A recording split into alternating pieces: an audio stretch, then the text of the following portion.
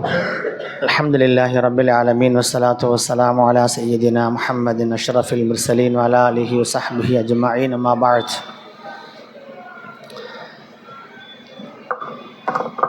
فقد قال الله تعالى في القرآن العظيم والفرقان المجيد مثل الذين حملوا التوراة ثم لم يحملوها كمثل الحمار يحمل أسفارا بئس مثل القوم الذين كذبوا بآيات الله والله لا يهدي القوم الظالمين صدق الله العظيم قال أيضا فاصدع بما تؤمر وأعرض عن المشركين قال النبي صلى الله عليه وسلم من سئل عن علم فكتمه ألجم بلجام من النار. அல்லாஹுவின் பேரருளால் நடைபெறக்கூடிய மன்பாஉல் பயான் மாணவர் சொற்பேச்சு மன்றத்தினுடைய ஆண்டு நிறைவு விழா தாய் வீட்டில் நடைபெறக்கூடிய மங்களகரமான நிகழ்ச்சியிலே பங்கெடுக்கிற மன மகிழ்ச்சியும் மன நிறைவும் இங்கே பட்டம் பெற்று சென்று திரும்பி வருகிற உஸ்மானிகள் அனைவருக்கும் உண்டு. அதில் ஒருபடி கூடுதலாகவே நமக்கும் உண்டு. அருமையான பெருமக்களே,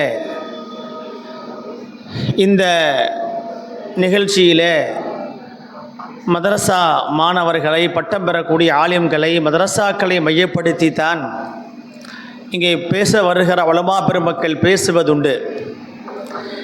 எனவே மதரசாக்களை குறித்து இன்றைக்கு உலக பார்வை, நாட்டினுடைய பார்வை எப்படி இருக்கிறது என்பதை மாத்திரம், ஒரு செய்தியை மாத்திரம் நான் இங்கே சொல்லி என் உரை நான் நிறைவு செய்து கொள்வேன். மதரசாக்கள் என்பது இன்றைய காலகட்டத்தில் தீனுல் இஸ்லாத்தினுடைய கோட்டைகள், பாதுகாக்கக்கூடிய கவசங்கள் என்று சொன்னால் அது மிகையல்ல. இன்றைக்கு இரண்டு விதமான பார்வைகள் மதரசாவின் மேல். கண்ணியமான ஒரு பார்வை, மதரசாக்களை பற்றிய எண்ணம், நல்லெண்ணம் கொண்டவர்கள் நிறையவே இருக்கிறார்கள்.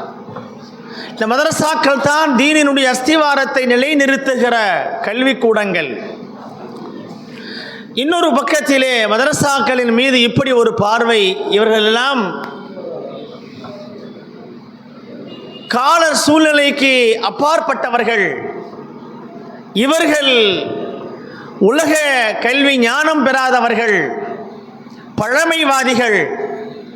இன்னும் ஒருபடி மேலே இவர்கள் இந்த உலகத்திலே தீவிரவாதத்தை தூண்டக்கூடியவர்கள் என்றெல்லாம் இன்றைக்கு இந்த மதரசாக்களை பற்றிய ஒரு தவறான விமர்சன பார்வை இன்றைக்கு வந்து கொண்டிருக்கிற ஒரு சூழலில்தான் இந்த மாதத்தில் தமிழகம் முழுவதும் மதரசாக்களிலே விழாக்கள் எடுக்கப்படுகிறது.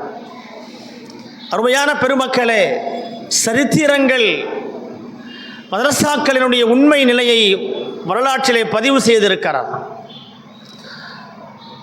மதரசாக்களுக்கு ஒரு உதாரணம் சொல்ல வேண்டுமானால், ஹதரத் நூஹ் அலைஹிஸ்ஸலாம் அவர்களுடைய கப்பல்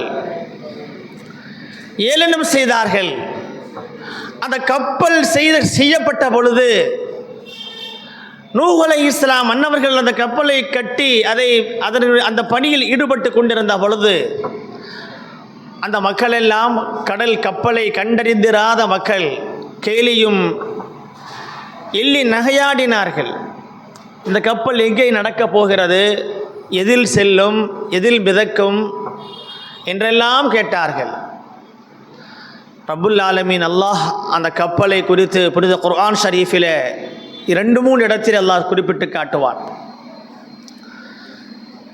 கடைசியில் வெள்ளப்பிரளயம் வந்த பொழுது அந்த கப்பலில் ஏறியவர்கள்தான் அவர்கள் பாதுகாக்கப்பட்டார்கள். உலக சமுதாயமே அழித்தொழிக்கப்பட்ட பொழுது கப்பலில் ஏறியவர்களின் மூலம்தான் அடுத்த ஜெனரேஷன், அடுத்த சமுதாயமே உலகத்தில் தோன்றியது என்பது சரித்திரம். ஹதரத் நூஹ் அலைஹிஸ்ஸலாம் அவர்களையும் அவர்களோடு கப்பலில் ஏறியவர்களையும் நாம் காப்பாற்றினோம் என்று குர்ஆன் சொல்கிறது. அருமையான பெருமக்களே, எப்படி கேலி பொருளாக எள்ளி நகையாடப்பட்ட கப்பலில் ஏறியவர்கள்தான் கரை சேர்ந்தார்கள், பாதுகாக்கப்பட்டார்கள் என்பது போல மதரசாக்கள் என்பது இன்றைக்கு ஏதோ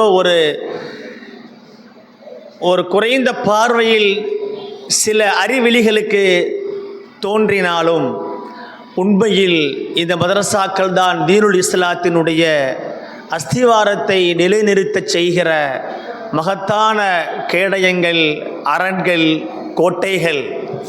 இந்த மதரசாக்களின் மூலம்தான் இந்த மண்ணில் தீனுல் இஸ்லாத்தினுடைய ரூஹும் கல்வி ஞானமும் அதனுடைய மார்க்கத்தினுடைய அடிப்படையும் இந்த உலகத்தில் நிலைத்திருக்கும்.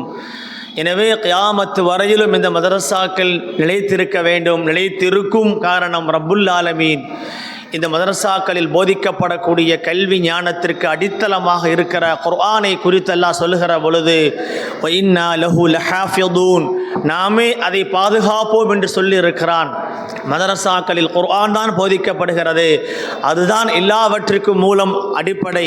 எனவே குர்ஆனை பாதுகாக்கப்பட்டது போல் குர்ஆனை பயிற்றுவிக்கிற கற்றுக் கொடுக்கப்படுகிற மதரசாக்களும் பாதுகாக்கப்படும் என்பதில் சந்தேகமே இல்லை.